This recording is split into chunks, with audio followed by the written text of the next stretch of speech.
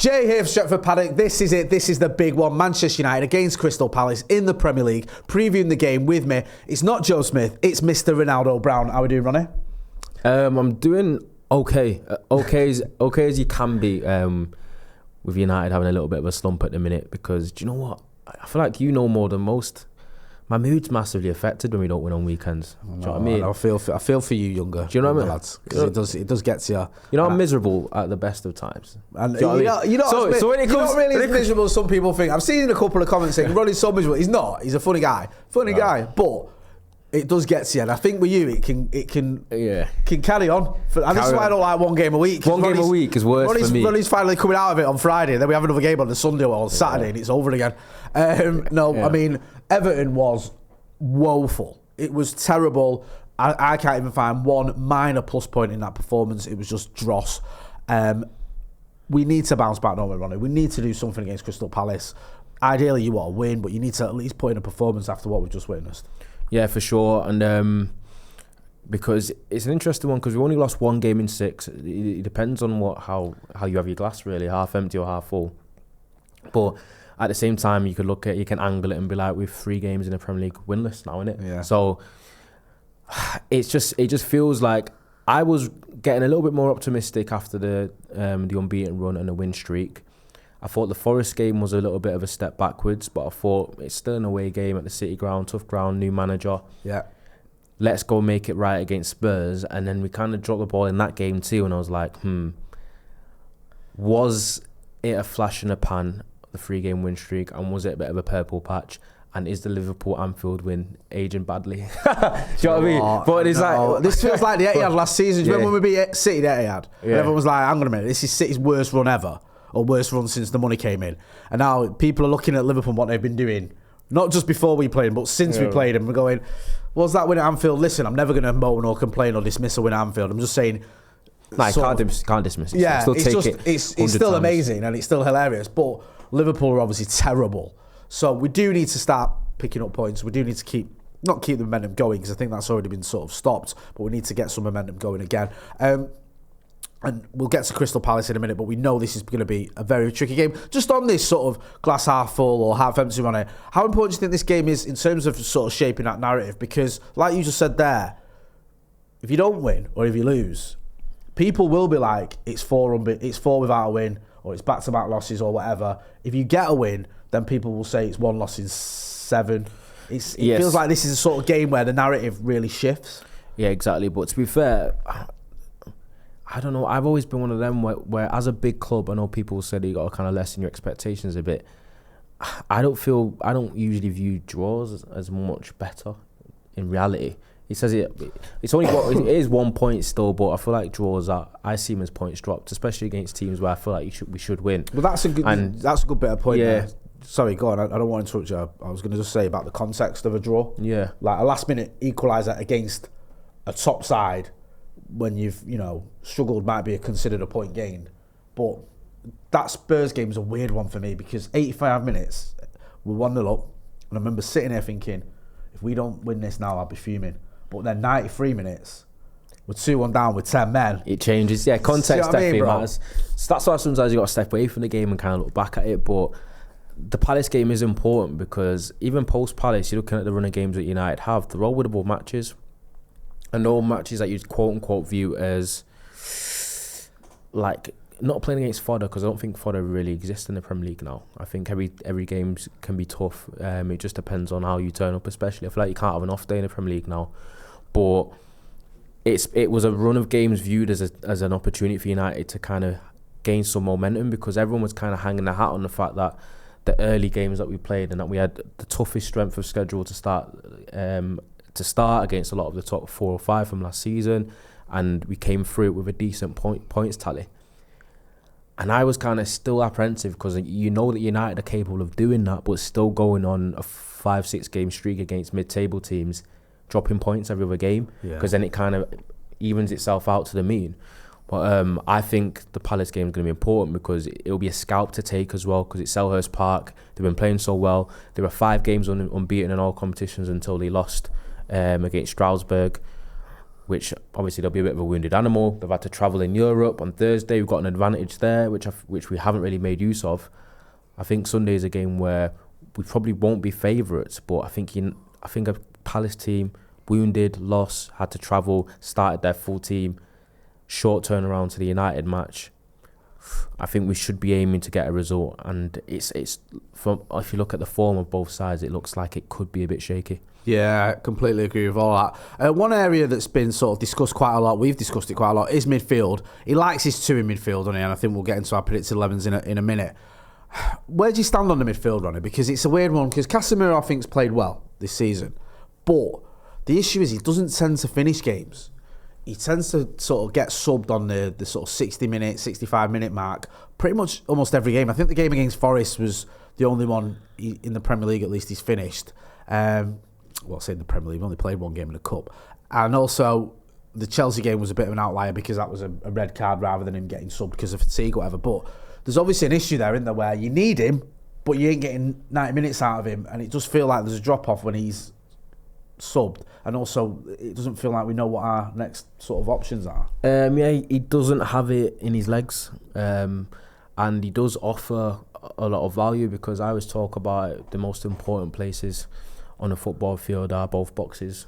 That's defensively or going forward, and Casemiro is actually someone that provides value in both. Yeah, he's good in his own box defensively, he's good in the air as well, and he's also a threat in the opposition box. Interestingly, he might be one of our best ones in terms of being an in-box threat, which is why he was on a booking.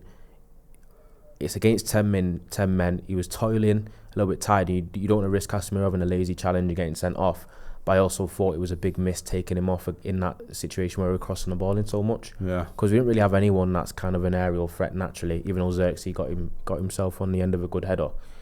But yeah, I feel like it's crazy that someone of his age and his experience is so important at the moment in terms of obviously our record with him on and off the pitch. And then you got Bruno next to him, who doesn't naturally suit the pivot, but he's doing a job there because he's an intelligent footballer and he's a good one. And the midfield has just been a problem for years now, where the composition of it is always a little bit off and always a bit wrong.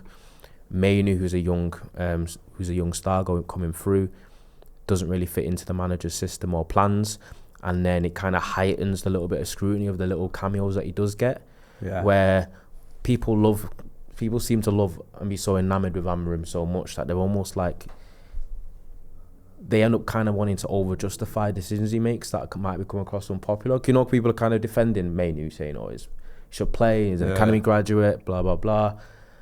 So now when he comes on, I find these people like kind of like micro-analysing his performance and wanting him, if he's an exceptional when he comes on, saying, see what I mean, Amorim's right, he shouldn't play, he's shit, he can't move, da-da-da. Do you know what I mean? And I know I'm always player FC because I'm always behind players, because I know it's like, when you're not playing, you're not starting games, you can't get a rhythm, can't get a run of form, your confidence is low, and you're having to like make use of these like 20-25 minutes at the end of games where it's usually the game state's a bit iffy anyway, and it's like there's more pressure on you having to do something, do you know what I mean, to kind of get the fans on side and also to kind of force your way into the manager's plans. I guess that's part and parcel of being a footballer, but I think it's an unfortunate situation. Obviously got Ugarte, who Amorim just doesn't seem to fancy at all anymore. No, he doesn't. He didn't get off the bench the other day, did he? Yeah. I completely agree with all that. We were talking, me and Maka, we watched the Everton game together. We were talking about this, about people, players getting cameos and just like you saying, trying to force it and then getting overly scrutinised. And Mainu, we saw him do well when he came on at the Etihad. We've seen other games, I think against Brentford, where he looks a little bit out of sorts. And it is a shame because Colin Mainu for me is someone who should be starting every week for Manchester United. Going back to Casemiro as well, it pains me the fact that when he gets a booking now, you think, no, that might be him done for this game. Yeah. Because he does get bookings and you can't afford to keep taking him off every time he gets one. But he has a liability. He's not just, he's not just against Chelsea. He's one of those guys who you can't really trust him not to go in not the way he normally does when he's on a yellow. Let's talk about predicted 11s. Get involved in the chat in the comments. Before we do though, get your phones out, film yourself in landscape, and give us your score predictions for the Crystal Palace game. Send them to paddockmatchday@gmail.com. 30 seconds. You can send us the 30-minute one if you want, but we'll have to edit it down. 30 seconds in landscape, your score predictions. Send it to paddockmatchday@gmail.com, and we'll use that as part of our pre-match build-up for the watch-along. Let's talk about predicted 11s then. For one of the few times this season, I think we've both, and it's usually me and Joe, but I think we've both got the same predicted 11. So Ronnie, you can talk us through it. We've got identical one. I've gone for Le Mans in goal. Yeah. Euro right centre half, so with De Ligt and Shaw. I've gone for Ahmad right wing back, Casemiro and Bruno pivot. I've gone for Delo left wing back with Mbumo and Mount because Cunha's not fit, and Xerxes, the only other possible striker option up front, where he hopefully has a better outing than he did against Everton. I know what people are going to be saying in the comments now. People are going to be saying to both me and you, why Xerxes? He was terrible against Everton. Can't we just stick Mbumo up front and maybe play Ahmad there and maybe play Dorgu or whatever, do some sort of changing around to try and make it work so you don't have to play Joshua Xerxes? What would you say to those comments that are inevitably going to appear? I wouldn't agree with that. And Mbumo probably can do a job up front. He's versatile, but that's not where you get the best out of him. And I think currently we've seen too many players playing in positions or playing in zones on the pitch that don't get the best out of him anyway. So to make that worse is to put Mbumo up front. I think Xerxes looked to be a little bit off colour against Everton. Didn't look very sharp. He's barely played. I think it was his first start of the season as well. And he can look a bit languid at the best of times, so I think that just kind of makes it worse. You just got to count on him to have a decent performance against Palace, because we need a striker, we need a focal point up front. No Sesko, no Cunha. I think he has to play there, and hopefully does a little bit of a better job than he did against Everton. But what other choice do we have? And I'm not going to kind of move things around, because I think when we go with two full-backs in the wing-back areas, we look extremely pedestrian, and our record and results aren't very good. No, I agree with that. The reason I've gone with Xerxes as well is I think that I kind of feel sorry for him in the sense that he hasn't started. I think it was over 200 days since he started a game for Manchester United until the Everton game. And it takes you a little while to get back into that. And then you think, okay, now he's had 90 minutes. Now hopefully he'll be a little bit more at it. But then are you going to drop him then because his performance wasn't great? Or are you going to say, right, hopefully we'll see an improvement? I think the manager will give him another chance. And I hope he steps up, man. Because I think there's a player there in Joshua Xerxes. I know he don't get loads of goals or assists, but he's much better than he was against Everton. I thought that, even for him, that was a bad game in particular. I think we've seen him do much better in a United shirt, including against Everton last season as well. So hopefully if he does get the nod against Palace, he can turn up. Talking to Crystal Palace, I mean, yes, they lost in Europe, but they're sort of living the dream out, the Palace fans. They've just won the FA Cup, the Charity Shield, the 5th in the Premier League. We know they've lost Eberechi Eze. They were going to lose Matt Gay, but they kept hold of him. And they've been doing very well under Oliver Glasner, a team that you've spoken about quite a lot over the last year or so. And there's a lot to admire there, isn't there? Yeah, for sure, dude. Glasner's made him a very, very tough outfit. It's interesting because I think his first 10-15 games at Palace were really bad, where he was almost on the brink straight away. Yeah. Couldn't buy a win, and then he's kind of turned the corner, and they've flown ever since. And probably if you look at the team, they probably overperformed a little bit, but they're not like impenetrable. They can be found out on a day where you are kind of switched on and ready to go. But I'm just more worried about the fact that they have basically a mirroring system to United's. Yeah. So it will come down to basically a man-to-man match almost, because he plays similarly, and it's going to be interesting to see which managers kind of makes the necessary tweaks to gain an advantage, which I don't really have much belief in it being Amram, because he doesn't really tweak and adjust that much. But and you've also got a couple of players for Palace that we'll have to be keeping an eye on. We talk about when we played Forest, it was Adam Wharton watch. We played against Brighton, it was Baleba watch. Sorry, Elliot Anderson watch against Forest. Elliot Anderson watch, yeah. And now we've got Adam Wharton for Palace to keep an eye on as well. So yeah, it's going to be a game all about matchups and individual battles, and you just got to hope that United get the better of them. And I think United, the similarity that we have with Palace is they also have quite a bad record when they have more possession. Yeah, I saw this. Than the opposition. Yeah. And better when they can counter and spring in transition. And United are the exact same. You're almost getting like two alternate universe of parallel kind of teams playing each other on the weekend. It is mad, isn't it, the similarities? Yeah. Yeah, I completely hear what you're saying.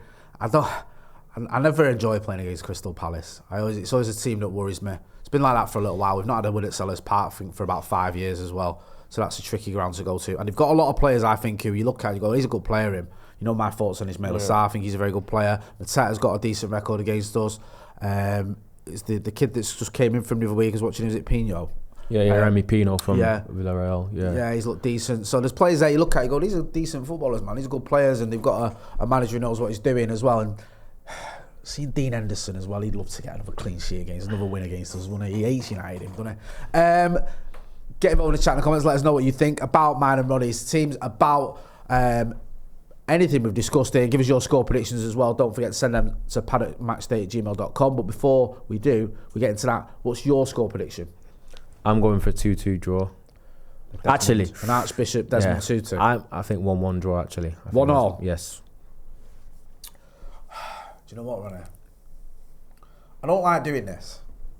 I'm not that guy. You know me. I'm usually deluded. But I think we'll lose. You're not alone with that. I just thought I'd go on a positive angle. I've just got to be honest. But don't people get in the comments and Jay, I don't want us to lose. I want us to win. I want us to win every game. Yeah? But Palace are a team that worry me. We weren't great against Everton. I agree with what you're saying about, they've just played. Obviously, I don't agree. It's a fact. They've just played on a Thursday night. So there is that element as well, which kind of have an effect. However, I just feel that this is going to be a difficult day at the office for Ruben Amorim's boys. Let me know what you think. Get involved in the chat in the comments. Ronnie's got his own channel now, hasn't he? You might have noticed it from our community posts. Go and check it out. What's the name of your channel? I don't community post on your channel enough, to be honest. I need to pick that up. Listen, I need to pick that up. Me, Casa, Sue, Casa, it's your channel as much as mine, son. What's your channel called? It's got a mad name, Go on. Ronaldo Brown. Ronaldo Brown, there you go. But that took you hours to think of that one, didn't it? I was like, you should see what my description, my bio is. Well, if you want to go out, don't tell us. Yeah. If you want to go and see what Ronnie's bio is, go and click on. There's a link to Ronnie's channel in the description. Yeah, don't forget as well. You can check out the Stretford Paddock merch. There's a link to that in the chat as well, or in the description, I should say. I'm full of a cold. Bear with me. That's been Ronaldo Brown. I've been Jay. We're going to be back for the watch along ahead of the Crystal Palace game. Don't forget to hit like, share, and subscribe. And thanks for watching.